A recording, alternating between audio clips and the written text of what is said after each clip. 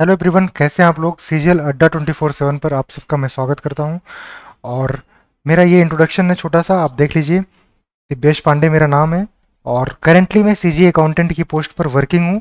दिल्ली में मैं पोस्टेड हूँ, राइट। और सीजीएल 2021 के थ्रू मुझे डबल ओ मिला है। ओके। तो मैं, जो मेरे पास एक्सपीरियंस है, जो मेरे पास अपना खुद का एक्सपीरियंस है, उसके आधार पर, अपने नॉलेज के आधार पर मैं आपको बताऊंगा मैंने क्या एक्सपीरियंस किया है सीजीए अकाउंटेंट में अभी तक। कैसी टाइप की जॉब है ये, इसमें आपको आना चाहिए या नहीं आना चाहिए। इसकी जो एलोकेशन होती है उसमें कितना टाइम लगता है, एलोकेशन कहाँ पर होती है, किसको दिल्ली मिलता है, किसको क्या, कुछ लोग ऐसे भी होते हैं जिनको बाहर भी जाना पड़ता है, राइट। तो ये सब देखेंगे। अब डबल ओ में भी बहुत सारी चीज़ें हैं, बहुत ज़्यादा कन्फ्यूजन है, बहुत ही ज़्यादा कन्फ्यूजन है। मुझे सीजीएल 2021 से डबल ओ मिला है, अभी ज्वाइनिंग नहीं आई है, एलोकेशन आना है अभी 24 तारीख तक। उसका पोस्ट प्रेफरेंस, स्टेट का प्रेफरेंस अभी तक लिया गया था, राइट। उसके बाद अभी सीजीएल का प्रेफरेंस भरा जा रहा है, हर तरफ क्योस है। मतलब यार क्या सीन बना दिया है एसएससी ने। चलो ठीक है, मैं बताता हूँ कि डबल ओ जो होता है ना, इसके बारे में जो आपका कन्फ्यूजन है मैं बताता हूँ। इसमें दो चीज़ें होती हैं जब डबल ओ की वैकेंसी जो है ना, कुछ ऑडिट में है कुछ अकाउंट्स में है, यानी असिस्टेंट ऑडिट ऑफिसर और असिस्टेंट अकाउंट्स ऑफिसर, राइट। तो किसको डबल ओ ऑप्ट करना चाहिए, सबसे पहले तो ये देख लो, राइट। क्योंकि मेरा जो एक्सपीरियंस रहा है मैं आपको बताता हूँ। इस डबल ओ की पहली बात तो जो वैकेंसीज हैं ये कहाँ पर हैं। अगर ऑडिट की बात करोगे तो ये मोस्टली साउथ में है। मोस्टली कह रहा हूँ तो 90% मानकर चलना, राइट। ये साउथ में और वेस्ट में आपको मिलेगी, यानी महाराष्ट्र से लेकर के जो पूरा साउथ बेल्ट है। अगर आप रेडी हैं जाने के लिए तो जा सकते हैं। और इसमें प्रॉब्लम मैं अभी आपको बताता हूँ। और डब्ल्यू अकाउंट्स की अगर बात करें तो ये दिल्ली में तो होती ही नहीं है, तो दिल्ली की उम्मीद मत करना कि आपको दिल्ली मिल जाएगा, राइट। इसकी सैंक्शन स्ट्रेंथ ही नहीं है डायरेक्ट दिल्ली में ऐसे। और आपको डब्ल्यू अकाउंट्स कहीं भी मिल सकता है, अभी तक कभी इसका एलोकेशन नहीं आया है। मतलब अगर अनसर्टेनिटी की बात करो ना, तो uncertainty means CAG, CAG, right. तो आप अपना जो डिसीजन लेना, इन्फॉर्म डिसीजन लेना। आपने डिसीजन मुझे लग रहा है ले लिया होगा, लेकिन अभी चांस, अभी टाइम है, आप चेंज भी कर सकते हो। तो आप ये ध्यान देना डब्ल्यू किसको ऑप्ट करना चाहिए। मेरा जो मानना है ये थोड़ा सा आप देखो।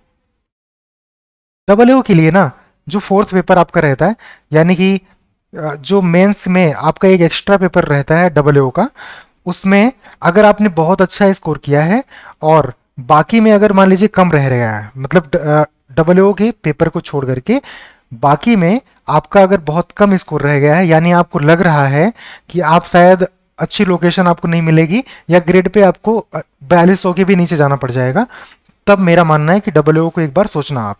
अब डब्ल्यू अगर सोच रहे हो ना, तो उसके बाद आपको फिर डिसाइड करना होता है कि ऑडिट का लेना है या फिर अकाउंट्स का लेना है। एक बात और ध्यान रखना, डब्ल्यू के पीछे, ऑप्ट करने के पीछे आपका बैकग्राउंड क्या है ये भी इंपॉर्टेंट है। क्या आप कॉमर्स बैकग्राउंड से हैं, इकोनॉमिक्स बैकग्राउंड से हैं, या फिर आप नॉर्मल बैकग्राउंड से हैं, नॉर्मल बीएससी कर रखी है आपने, बीए कर रखा है या फिर बीटेक कर रखा है, यानी इकोनॉमिक्स बैकग्राउंड आपका नहीं है। तो दोनों में फ़र्क क्या हो जाता है। अभी ना डब्ल्यू जो होता है इसमें विंग होती हैं, अलग अलग विंग होती हैं। जब आपका अलॉट होता है ना, तो ये डिफेंस, रेलवे, सिविल विंग कोई भी आपको अलॉट हो सकता है, या कॉमर्शियल भी अलॉट हो सकता है। तो अलग अलग विंग की अपनी अपनी प्रॉब्लम्स हैं। बहुत ज़्यादा डीप में ना ले जा करके मैं आपको ऊपर ऊपर से चीज़ें बताता हूँ। अलग अलग विंग की अपनी अपनी प्रॉब्लम है। जैसे कॉमर्शियल विंग की बात करें तो इसकी प्रॉब्लम क्या है, ये साउथ मिल जाती है, मोस्टली लड़कों को ये साउथ मिल जाएगी। ओके। और अगर हम डिफेंस की बात करें, हाँ, कॉमर्शियल की पॉजिटिव्स क्या है कि उसमें ट्रांसफ़र है, साउथ मिल जाएगा, पर आप 2-4 साल में अपने होम स्टेट में आ जाएंगे। अच्छा, डिफेंस की बात करें तो डिफेंस में जोन बहुत बड़ा हो जाता है, तो आपकी ट्रेवलिंग ज़्यादा हो जाती है, थोड़ी सी ऑडिट वगैरह ज़्यादा हो जाता है वहाँ पर। अच्छा, इसमें भी लेकिन पॉजिटिव क्या है, ट्रांसफ़र हो जाता है। अब अगर आपको एजी मिल गया सिविल, या फिर आप मतलब आपको सिविल में कुछ कुछ अगर मिल गया, तो सिविल में ट्रांसफर्स नहीं है, आप जहाँ जाएंगे उसी स्टेट में रह जाएंगे फिर लाइफ टाइम के लिए, राइट। तो ये एलोकेशन भी आपके ऊपर नहीं है कि आप ऑप्ट कर लेंगे कि कॉमर्शियल लेना है कि डिफेंस लेना है। मतलब मैंने क्या बोला, अनसर्टेनिटी का दूसरा नाम क्या है, सीएजी है। क्यों? क्योंकि अगर आप ऑडिटर ऑप्ट करने गए, चाहे आप डब्ल्यू ले लिए, चाहे अकाउंट्स ले लेंगे, चाहे आप डिविजनल अकाउंटेंट ले लेंगे, ओके, ये सारी ही ये अपने मन से वैकेंसी तो बताते नहीं है कहाँ पर वैकेंसी है। इनका तो सैंक्शन डिस्टेंस और एमआईपी आप जो देख रहे होंगे ना, ये भी चेंज हो जाता है। अभी हो सकता है कि जब ये अभी कुछ दिख रहा होगा, लास्ट में जब ये प्रेफरेंस एलोकेट करेंगे ना, लास्ट में आपका स्टेट प्रेफरेंस जब देंगे, क्या पता तब तक ये भी चेंज हो जाए इनका। तो इसमें बहुत ज़्यादा अनसर्टेनिटी है। मेरा मानना है अगर आप अच्छा नंबर लाए हैं, उसके बाद आप ग्रेड पे देख करके इसके चक्कर में जा रहे हैं, तो आप मिस्टेक कर रहे हैं। क्योंकि आप भी डिजर्व करते हैं अच्छी लोकेशन पे रहना, फैमिली के साथ रहना। कहीं ऐसी जगह जा करके फंसना, कुछ 10-5 हज़ार रुपए के लिए 4600 ग्रेड पे और 4800 में तो कोई अंतर ही नहीं है। और 4200 और 46 में भी ज़्यादा अंतर नहीं है। तो मतलब आप समझ सकते हैं कि ग्रेड पे से बहुत फर्क नहीं पड़ता है। ऐसी पोस्ट ऑप्ट कर लो जहां पर ग्रेड पे थोड़ा सा कम भले हो, लेकिन लोकेशन अच्छी मिल जाए। और सोने पे सुहागा तब होगा ना जब उसमें प्रमोशन भी अगर हो, राइट। तो ऐसी अगर कुछ दिख रही हो तो उसको ऑप्ट करने की कोशिश करना, ग्रेड पे से थोड़ा समझौता कर लेना। तो भाई ये तो सेफ नहीं है। ओके, अगर आपके नंबर अच्छे आ रहे हैं तो आपको मैं सजेस्ट नहीं करूंगा कि आप डब्ल्यू में जाओ। हाँ, अगर आपके लिए आपके मार्क्स अच्छे नहीं हैं, लेकिन डब्ल्यू में आपके अच्छे मार्क्स हैं और आपको इसकी वजह से डब्ल्यू मिल रहा है, राइट। और चांसेस हैं कि चलो ठीक है, जो 10-20% को जिनको मिलता है नॉर्थ, आप शायद उनमें आ भी जाएंगे, ठीक है। और नहीं भी यहाँ आते हैं तो ठीक है, आपके पास ज़्यादा ऑप्शन नहीं है, वहाँ पर 2800-2400 पर जाएंगे। अगर आप इतना कहने का मतलब अगर इतना आप छोड़ सकते हैं कि चलो ग्रेड पे 4800 की बजाय 2400-2800 पर भी आप जा करके संतुष्ट हो सकते हैं, चले जाना। अदरवाइज ये बात ध्यान देना कि डब्ल्यू तब ऑप्ट करना जब आपके पास ऑप्शंस ना हो 4600 और 4200 में। ओके, और इवन अगर साउथ जा करके आपको 4800 और 4600 में जाना है, तो मैं सजेस्ट करूंगा कि 4600 में जाना, ठीक है। क्योंकि इसका जो जॉब नेचर है ना, ये भी काफ़ी ज़्यादा आपके लिए मतलब ऐसा हो जाएगा जिसमें आप पढ़ाई लिखाई थोड़ा सा मुश्किल हो जाएगी आपके लिए। फील्ड पोस्टिंग होती है ऑडिट में, तो फील्ड पोस्टिंग होती है। तो ऐसा नहीं कि हमेशा फील्ड पर रहेंगे आप, लेकिन मेजॉरिटी में मतलब ज़्यादातर आपके जो दिन है ना, मोस्टली वो फील्ड में बीतेंगे। अब अकाउंट्स की बात करें तो अकाउंट्स बिल्कुल इसका उल्टा है। अकाउंट्स आपको एकदम स्टेबिलिटी देती है, एक ऑफिस में आपको जाना है, जॉब करना है, 9 to 5 टाइप का जॉब है। अब वो अलग बात है, वो तो कहीं भी 9 to 5 डिसाइडेड रहता है, कहीं थोड़ा ज़्यादा अगर वर्क हुआ तो आपकी ऑफिस से आपको रुकना पड़ सकता है। आप गेस्टेड पोस्ट पर जा रहे हैं, रिस्पॉन्सिबल ऑफिशियल रहेंगे, तो आपको वहाँ पर रुकना पड़ सकता है, राइट। तो ऐसी बात नहीं है। बाकी ये है फिक्स टाइप की जॉब। इसमें नेगेटिव क्या है, इसमें आपको एक ही टाइप का जॉब करना पड़ेगा, जॉब नेचर सेम रहेगा, वही एकदम रूटीन वर्क रहेगा। तो आप बोर हो सकते हैं एक लॉन्ग टाइम में। प्रमोशंस डब्ल्यू ऑडिट में थोड़ा सा अच्छा है, पर अकाउंट्स में उसके कंपैरिजन में थोड़ा स्लो है, राइट। ये सब बातें हैं। और अकाउंट्स की अभी तक एलोकेशन नहीं हुई है। 2021 में पहली बार डब्ल्यू की अकाउंट्स में वैकेंसी आई है, जो कि अभी होना है एलोकेशन। लेकिन जो बातें पता चल रही हैं कि उसमें भी वैकेंसीज ज़्यादातर मतलब नॉर्थ में नहीं है, इधर उधर ही है, राइट। वो नॉर्थ ईस्ट में, साउथ में या फिर वेस्ट में ऐसी हैं। अब आप जरा देखना, मेरी मेरी देखना कि मेरा ऑल इंडिया रैंक 35 था डब्ल्यू में। और अगर मैं EWS कैटेगरी में बात करूं, तो जिन्होंने ऑडिट और अकाउंट्स दो दो सेक्शन बट गया ना आगे जाकर के, कुछ ने ले लिया क्या ऑडिट और कुछ ने ले लिया अकाउंट्स, दो सेक्शन बन गया। अब मैंने लिया ऑडिट, ऑडिट में मेरी रैंक है 19, ठीक है, 19। अगर मैं अकाउंट्स में जाता तो मेरी रैंक शायद फर्स्ट बनती, ठीक है, फर्स्ट ना बनती, सॉरी, मैं कैटेगरी में बात कर रहा हूँ, कैटेगरी में फर्स्ट बन जाती। और अभी यहाँ पर कैटेगरी में मेरी रैंक क्या बन रही है, मेरी रैंक बन रही है 5वीं बन रही है कैटेगरी में, EWS कैटेगरी में, ठीक है। अब आप देखो, ऑडिट में मेरी रैंक 5वीं बन रही है, पर मुझे रिस्क लग रहा है कि मुझे शायद नॉर्थ नहीं मिलेगा। क्यों? क्योंकि यार क्या है यार, इन्होंने इतना अनसर्टेन कर रखा है, ये वैकेंसी रिवील नहीं करते, ये टॉप सीक्रेट करके रखते हैं उसको, बताओ। और इसके बाद ये स्टेट प्रेफरेंस बस मांगते हैं, आपसे विंग प्रेफरेंस भी नहीं मांगते। आपको क्या मिलना है, कहाँ पर, मतलब कुछ भी आपको नहीं पता होता है। बस क्या है, आप जिस दिन इसमें एंटर करते हैं आपकी आंखों पर पट्टी बांध दिया जाता है और सामने पूरा अंधेरा है, आपको चलना है और बस जहां पहुंच गए आप, उसमें यू हैव नो कंट्रोल, ठीक है। तो डब्ल्यू में ये प्रॉब्लम है, अच्छी रैंक लाने के बावजूद। अच्छा, मैंने इसके बावजूद क्यों ऑप्ट किया था, मेरे मार्क्स अच्छे थे फिर भी मैंने क्यों ऑप्ट किया था, क्योंकि मेरे मार्क्स डब्ल्यू को छोड़ करके कम थे और डब्ल्यू में मेरा परफॉर्मेंस अच्छा था, डब्ल्यू को लेकर के मेरी रैंक अच्छी आ रही थी।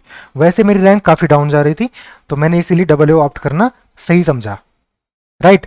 अब लेकिन यहाँ पर इस रैंक पर मुझे उम्मीद थी कि अच्छा मिल जाएगा, लेकिन 2020 का एलोकेशन देखते हुए काफ़ी ज़्यादा ऐसा ऐसा चांस बन रहा है कि लग रहा है कि नॉर्थ में वैकेंसीज है नहीं, और ऐसी इन्फॉर्मेशन आ भी रही है। तो देख लो कि डबल ओ में ये प्रॉब्लम आती है। इवन 2020 में तो बहुत ज़्यादा खराब हो गया था, आप लोग एलोकेशन देख सकते हो जाकर के। ये अनसर्टेनिटी इसकी है। फिर हम बात करें अगर, अभी मैं सीजीए अकाउंटेंट के बारे में भी बताऊंगा मेरा क्या एक्सपीरियंस है जो करंट में मेरी जॉब चल रही है। अब मैं बात करूंगा ऑडिटर की, कैग में ऑडिटर की। ऑडिटर मुझे लगता है ना कि ये बेटर पड़ता है आपके डबल ओ से। क्यों बेटर पड़ता है? भले ये ग्रेड पे 2800 है और ये 4800 है।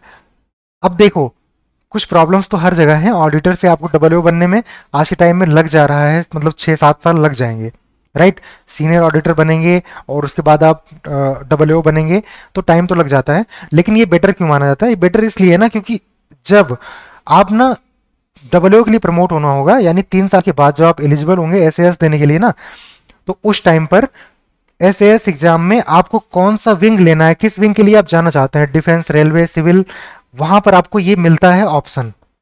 आप उस विंग का एग्जाम दो और उस विंग का एसएएस क्लियर करके उसमें चले जाओ आप, राइट। तो आपकी मर्जी का विंग तो मिल गया।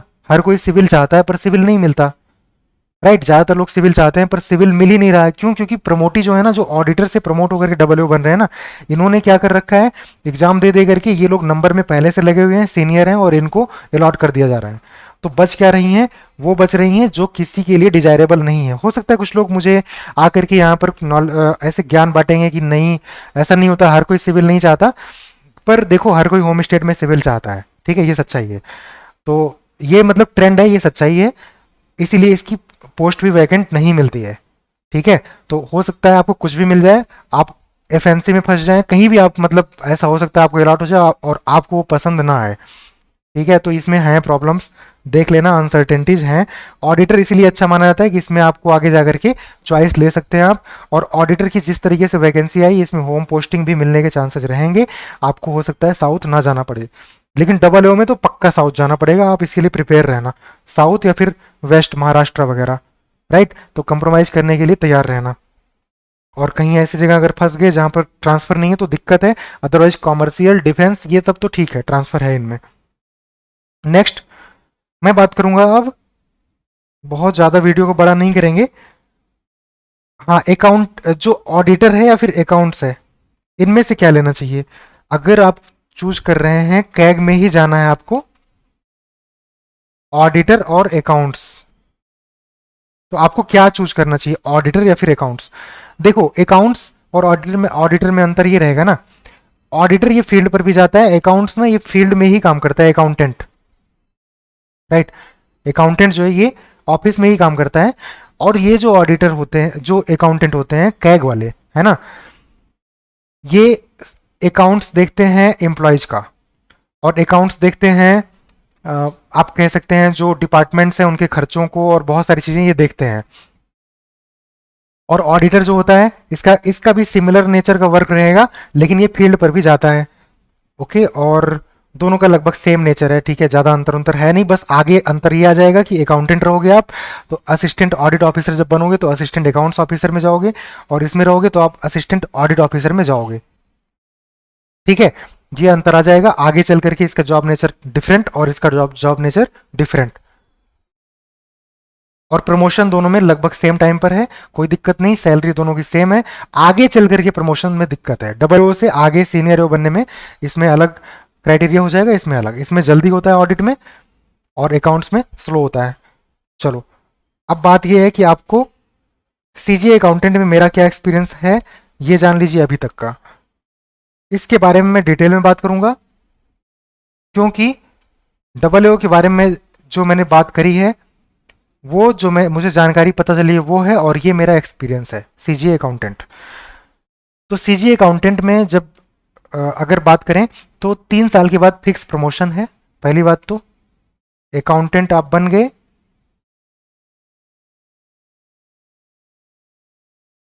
3 साल के बाद आप सीनियर अकाउंटेंट बन जाएंगे, ओके। और इसके बाद रूल तो ये है, आप एस देते हैं इसके बाद, और एस क्लियर करने के बाद, आपने एस क्लियर कर लिया तो आपको बन जाना चाहिए क्या, डबल ओ, है ना। तो लेकिन प्रॉब्लम ये आ रही है ना आज के टाइम में, बहुत सारे लोग ऐसे हैं जो वेटिंग में हैं। अभी रिसेंट में अभी क्या हुआ था कि एस के एग्जाम हुआ था, जिसमें 1100 लोगों को पास किया गया है, और अभी उनका इनकी पोस्टिंग होनी है। अभी ये लोग सीनियर अकाउंटेंट के तौर पर काम कर रहे हैं।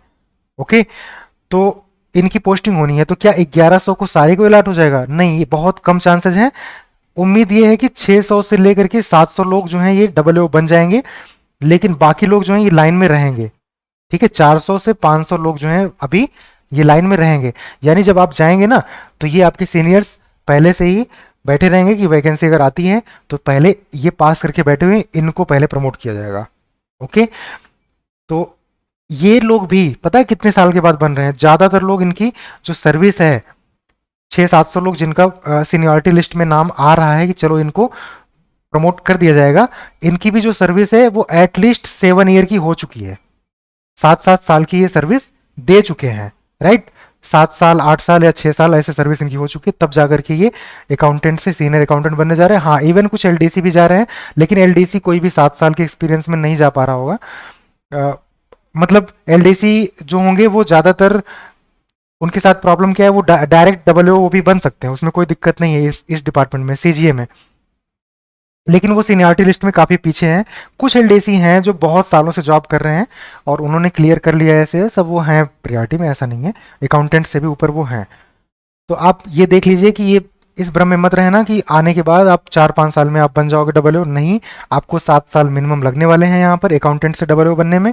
जॉब नेचर कैसा है अब मैं ये बता देता हूँ।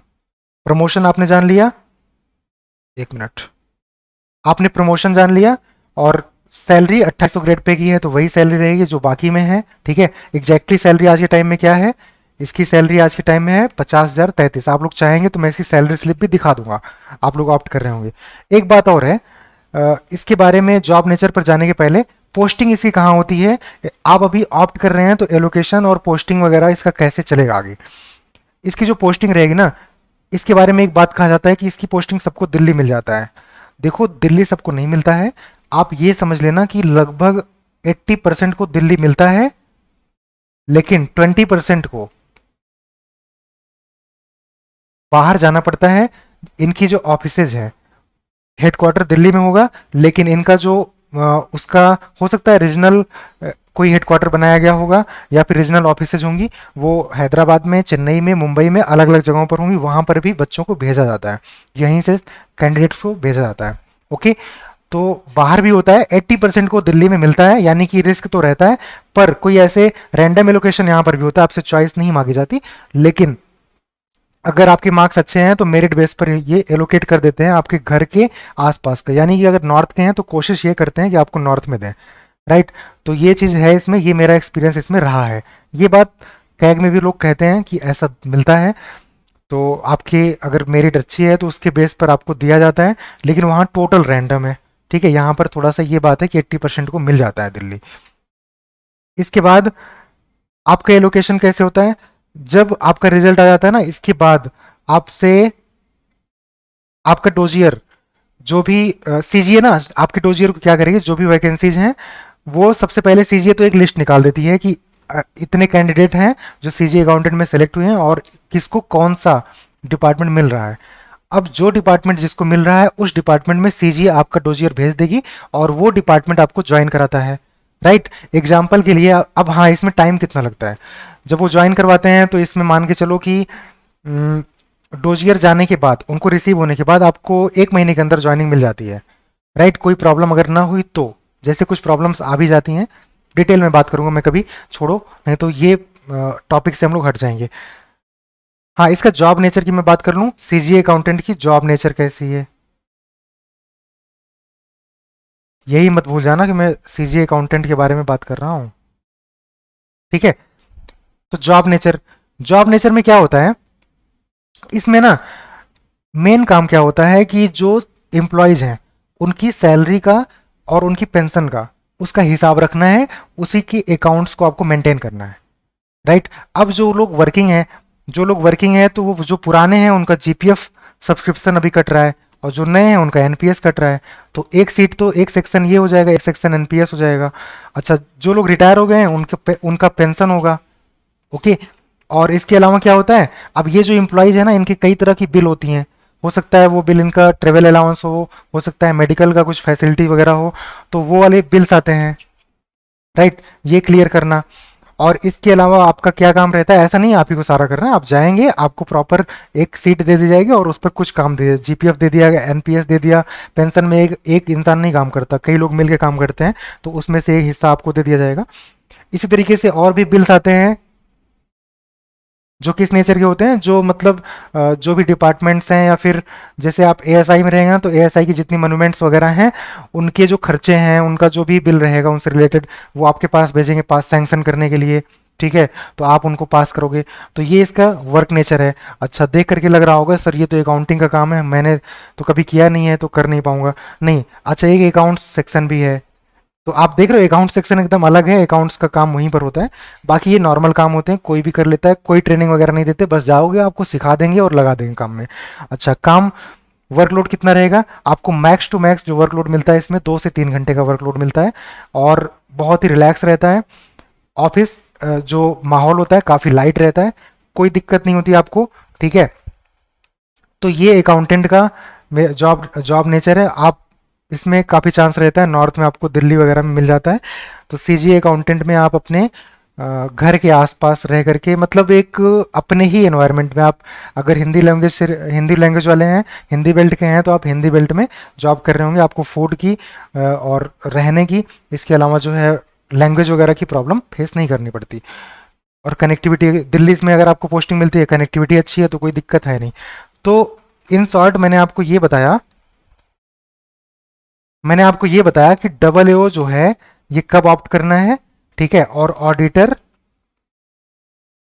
और अकाउंटेंट जो कैग वाला है, इनमें से क्या ऑप्ट करना है। अगर आप ऑडिटर ऑप्ट कर लेते हैं, ठीक है, तो ये बहुत अच्छा रहेगा। मैं अपना प्रेफरेंस बताता हूं आपको, ये हो गए। और इसके अलावा सीजीए अकाउंटेंट, मैं आपको बताता हूं कि मेरा क्या मानना है, क्या प्रेफरेंस रहेगा। ओके, मेरा प्रेफरेंस रहेगा सबसे पहले तो ऑडिटर कैग। लेकिन ध्यान देना, अगर आपके मार्क्स थोड़े अच्छे हैं, क्योंकि इसका माहौल इस बार है, लोग इसको ऑप्ट करेंगे, ऑडिटर कैग। इसके बाद फिर क्या रहेगा, इसके बाद रहेगा सीजीए अकाउंटेंट।